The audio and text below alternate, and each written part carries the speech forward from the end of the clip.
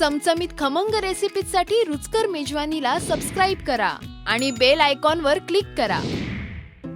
आजकालच्या धावपळीत मोठ्यांपासून ते लहानांपर्यंत सगळेजण फास्ट फूडकडे वळायला लागलेत, म्हणजे वळलेलेच आहेत।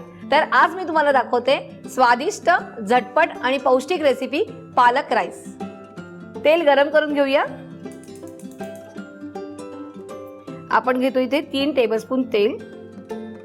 तेल गरम झालेलं आहे। आपण यात घालूया हिरव्या मिरच्या 3 घेतलेल्या तिकडे। त्यानंतर 1 टेबलस्पून कोथिंबीर बारीक चिरलेली आहे, 1 टेबलस्पून आलं आणि लसूणची पेस्ट, आणि आता हे परतून घेऊया। थोडंसं परतल्यावर आपण यात घालतोय 2 उभे चिरलेले कांदे, आणि आता कांदा थोडासा होऊन द्यायचा आहे।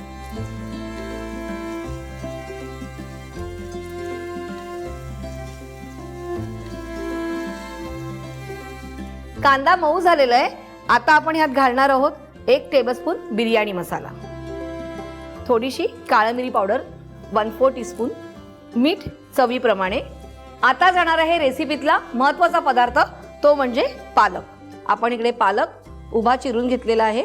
आपण इथे 1 जुडी पालक घेतलेला आहे, देठ पूर्ण काढलेली आणि फक्त पालकाची पानं घेतलेली आहेत। आता आपण मिक्स करून घेऊया।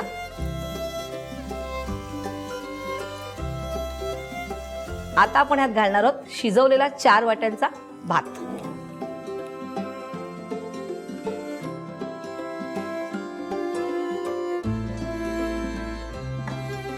आता आपण हा मिक्स करून घ्यायचा आहे।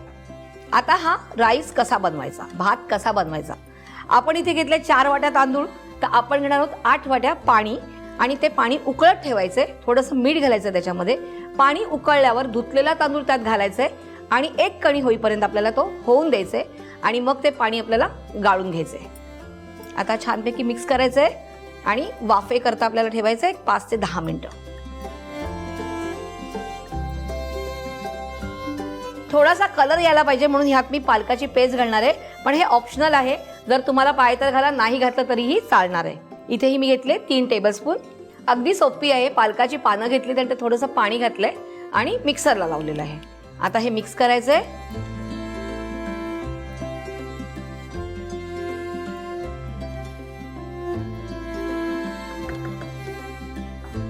आता ह्याच्यावर झाकण ठेवायचंय आणि 10 मिनिटं वाट बघायची। बघूया वाफ आली आहे का? छान वाफ आलेली आहे। गॅस बंद करूया। रंगही छान आलेला आहे आणि सुगंधही छान आहे। आता आपण काढून घेऊया।